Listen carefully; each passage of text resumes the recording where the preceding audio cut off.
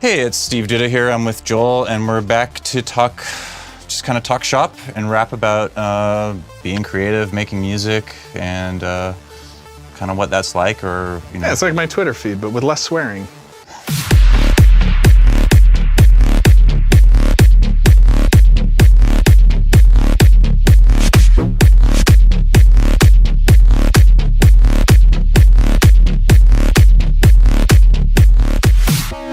Yeah, we literally did do a whole 7-track album in 8 days. Yeah, I'll never forget. There was one day where we did 2. Oh, right. And I remember it was probably like 3 in the morning where like that fucking guy, we had the broomstick on the fucking thing. I had a guy who lived above me. And like the basement apartment I lived in was so fucking low you couldn't stand up. No.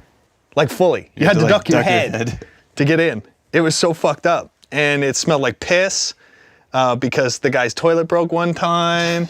That's where, yep, and then we lit a firework on his door and ran away like a bunch of fucking little losers. We were like fully grown adults. But I remember we did 2 tracks, and one of them, I think we finished a track around 2, 3 in the morning, and then you started another one. I was like, what the hell are you doing?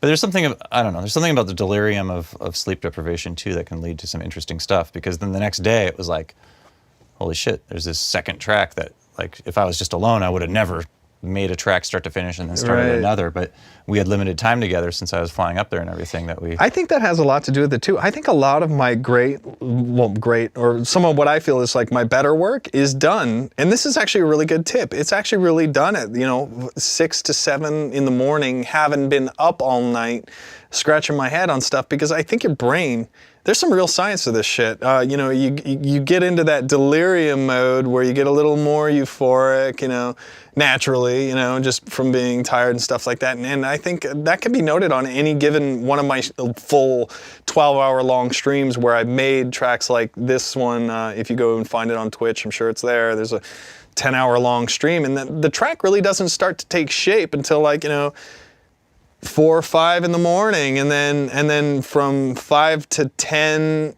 a.m. it's more polishing, but the ideas really do happen at the freaking witching hour. So maybe for me, maybe it's partly like parts of your brain are shutting off, so you stop analyzing, or maybe something like that. All right, and then you don't have the frustrations of daytime phone calls stuff, and normal things, and cats and girlfriends, and you can get tunnel vision and you're just like in the zone. Mm-hmm. And your phone doesn't ring, so yeah, that's interesting. Actually, now that I'm actually thinking about it, I've never really figured that out. But yeah, all my stuff has really peaked at 3 to 6 a.m.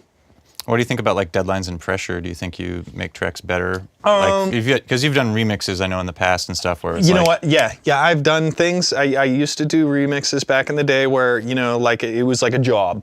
They say, hey, we need this and we need this by, and more often than not, I say only like maybe about 3 out of 10 ever made it past my own quality control, just because I like, oh God, this is terrible. Just I can't even take money for this. It's bad.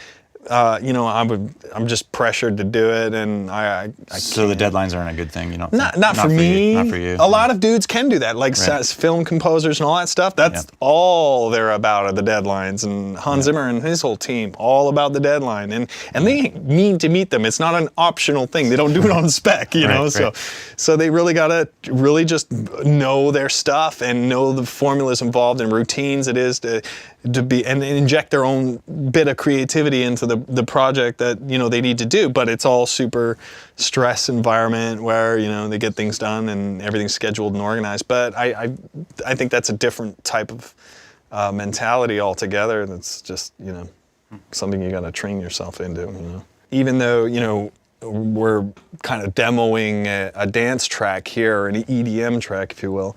A lot of this stuff still also applies to other types of music, like like dubstep and techno. Experiment too. That's another thing Steve and I used to do back in the day. Is we kind of did the dance music thing as hey, let's just try this out and throw shit at the wall and see if it just sticks. Another thing we used to do, we did some really crazy IDM type experimental stuff. We did a full-on guitar vocal track and piano and yeah, like it's good to just kind of, you know, put EDM to the fucking curb for like, you know, an hour a day if you can, you know, and just try and just do some whack shit and like under the guise that no one's gonna listen to it. You know, I do that all the time. Sometimes, like, I'm also afraid to kind of do that while I'm streaming because I don't want people to tune in because, you know, I have expectations, you know, people have expectations of me, so they don't want to tune in and see me doing this weird noise shit and then them going, oh, where's the drop? You know what I mean? So, like, you know, it gets to me too, so sometimes I just avoid doing that. But sometimes when the cameras are off and, you know, the cats are locked out and the girlfriend's out for dinner, I come in here and I make all sorts of weird shit, you know, like, and play with rhythms that don't make any sense. And sometimes they're not mastered well, sometimes they're mastered really great, but they just sound like crazy acid circus clown music. But it's good to just get that out of your system. It's kind of like, you know, the producer version of the Shake Your Sillies out is really great because, you know, you learn new things, and then when you're doing the things that, you know, you want to show off or you want to be, you know, part of your image, then you can take some little bit of that thing and say, oh, I'm gonna put this here, and everyone's gonna go, whoa, what the hell is that? That's awesome, you know, and you're like, well, you know, I invented that, or whatever. And you've reworked entire tracks, right? Like, I know that, like, Ghosts and Stuff was originally like sort of a breakbeat kind of track, I think. Yeah. And so maybe if you're doing something that is out of the confines of whatever your comfort zone, you'll do something that might interest you, and then thus maybe you can even apply that to this more mainstream musical mentality, and it's going to make, and the sum will be greater than the parts potentially. Exactly.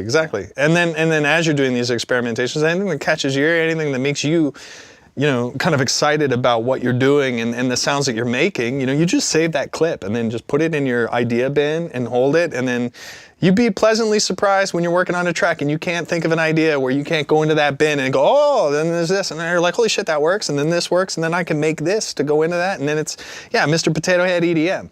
I'm like, the more I'm realizing how fucking stupid dance music is, it just makes me more and more fucking mad. It makes me even more pissed off that I'm the fucking poster child for this shit. I used to be all right. I used to be okay. Like, I used to be cool with it, and I used to be into this and that, but now it's just so much of it. It's like, it's literally turning me into a bitter person and a fucking huge dickhead to other fucking dudes who want to fucking do it, well, or just starting, but not like kids, not like guys who are interested and genuinely want to try. I'll go and help those kids out. I mean, like fucking Kygo and Martin Garrix, that they start shooting up. They get to that thing, and then all of a sudden they're like, oh yeah, this is what I do. You know, it's like, I'm done, dude. I am done. Yeah. I cannot. Yeah. But at the same time, you know, you can't say that you weren't there to, you know what I mean? Because yes, I used some fucking weird Fruity Loops with some stupid plugins and managed to make a top-selling track out of it. But, you know, I think the thing that did it for me was a lot of that, I don't know, maybe I'm just being an egotistical prick, but I think the thing that actually put me out on top of that shit was the melodies and the things that I was doing. It's different. Because it was technically no different than what everyone else is doing. It's actually inferior. You know what I mean? Right. And fidelically, way inferior because, well, to some. It was louder in ways, but maybe. But it wasn't anything like, whoa, the dynamic. Yeah. Well, I'm sure there was guys 10 years older than you that had been doing the thing, spinning vinyl, whatever, that saw you come up, especially given Mouse Head and all of that, that probably looked at you and said, fuck that guy. You know what I mean? Like. Well, that's about it. That's pretty much all we know. All of it. So if you're not up there in the top 10 by now, you should be any day now. It was fun having you, and get the fuck out of my studio so I can get to work.